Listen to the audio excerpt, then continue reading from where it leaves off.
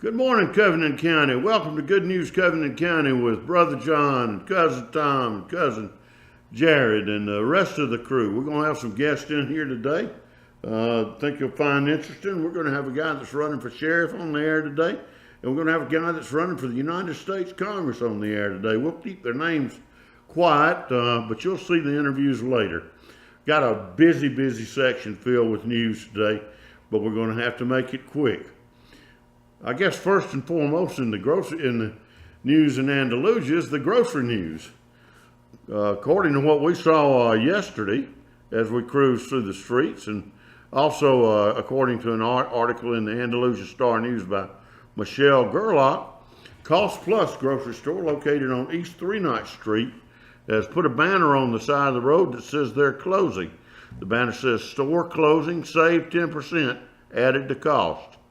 The district manager says the store said they declined to say when the store will close, but the local property owners say they have not been notified about a closing. This marks the second grocery store to close in Andalusia since the Winn-Dixie closed its doors on Saturday. And that's the other part of the story that we'll get to in a minute, is that Winn-Dixie is closing, but Piggly Wiggly is coming to Andalusia. You know, it's funny how perspective on things change as they're viewed differently by different people.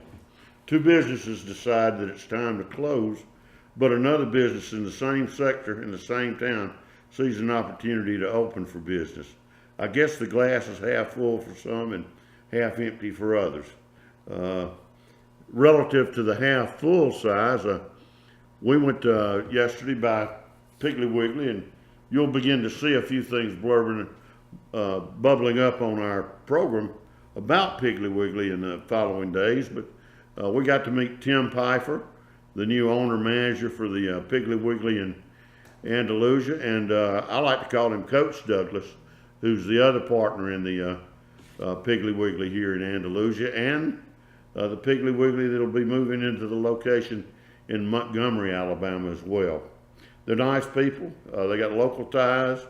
You're going to see, when you go in the place, you're going to see a lot of familiar faces from the old Winn-Dixie days.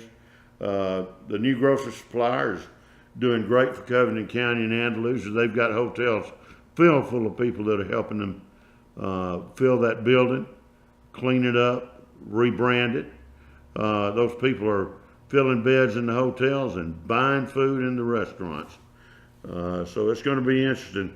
Expect more news about the Piggly Wiggly opening on WKNI. Also, one of the big headlines today in the news is that Shaw Industries here in Andalusia, one of the plants for Shaw Industries, makes Forbes' list of best employers.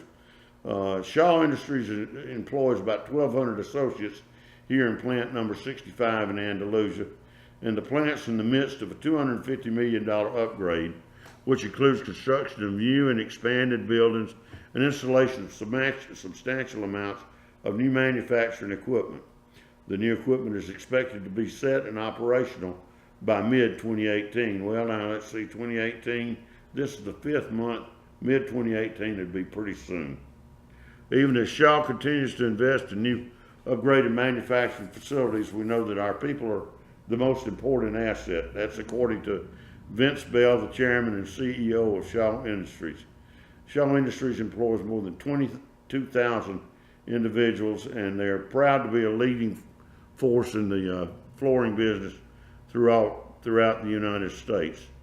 According to Statista, 82% of the full-timers working at Shaw or working for large firms in the Forbes group that was surveyed would recommend their places of employment to other people.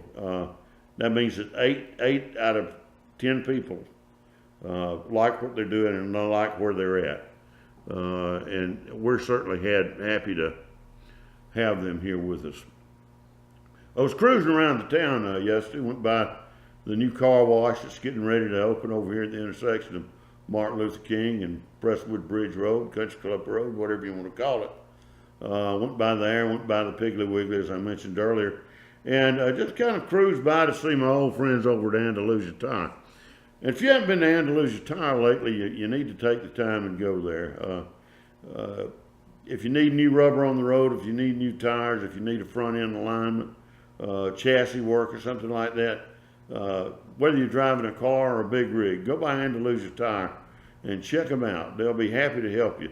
See Jimbo, Greg, or Todd for the best prices in tire service in town on high quality brand name products for your car or truck. Now folks, we're going to have to break here for a minute. Be back shortly with more news. Welcome back to Good News Covington County. More news than you can shake a stick at.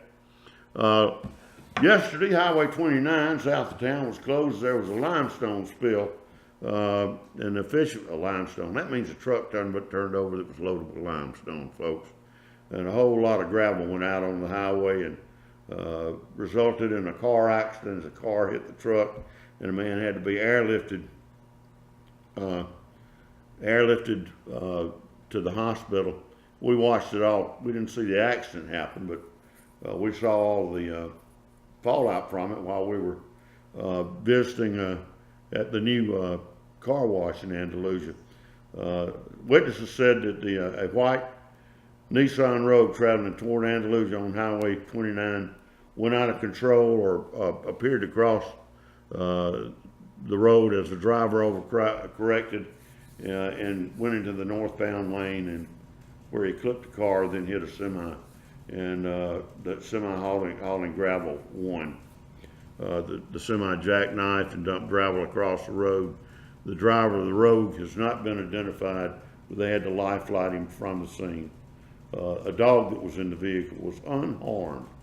None of the other drivers were hurt, thank goodness. Family members on the scene said that the semi was driven by Russell Worley. The Alabama Department of Transportation officials responded to the scene with front-end loaders and moved and a bobcat and street sweeping equipment and removed the 25 to 30 tons of debris from the roadway. And another big story in Opp, Alabama, a story about a story. Dr. Roger Story recently bought the Opp Veterinary Clinic on Highway 52 in Opp.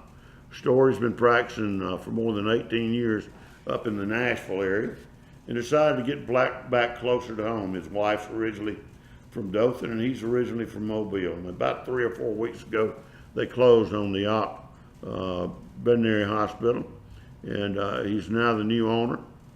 He's been a veterinarian, as we said, for a while. Loves animals. Went to Auburn, to the College of Veterinary Medicine. And here's the truth about it. This guy's name ought to be Noah instead of Dr. Story. He owns 11 donkeys, 10 ducks, 5 dogs, 2 cats, and 2 goats. And that sounds like almost something from the Old Testament.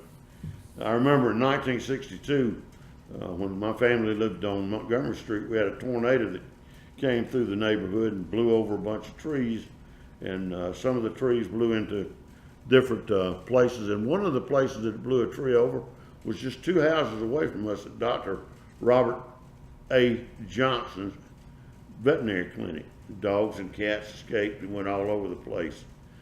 When the smoke cleared and the sun came up, we all walked around to see the trees in our backyards down, one thing or another like that. And then Dr. Johnson called the house and said, "John, come down here, I need your help." And I got down there, we found out that there was a tree right in the middle of the kennel and that all the dogs and cats had gotten away. Dr. Johnson looked at me and his 2 boys, Robert and Alan, and said, "Go find my dogs." We went out into the neighborhood and we found everything we could and brought them back. About 2 o'clock in the afternoon, Dr. Johnson came back with a big Coca-Cola for Alan, Robert, and I, and he said, "We got a problem." And we all looked at him and said, "What's the problem?" He says, I've now got 4 dogs and 3 cats more than I had before the storm. So that's the way it works with dogs and cats. Story's going to build this business back. He's done an awful lot of animal orthopedic surgeries. I had a Brittany Spaniel that had to have it. Sounds like a great addition to the Opp area and to the county. Dr. Faith Drummeiler, the previous owner of the practice, says she's excited for what Story has to offer to the area. Says that he's very, very qualified, and he's keeping all the original staff, including Dr. Patterson. She said, I'll be a part of the practice, but only by appointment. I'd like to thank my clients for everything, and I will really miss them. Dr. Story lives in Coffee County with his wife and 5-year-old son. He enjoys fishing and farming.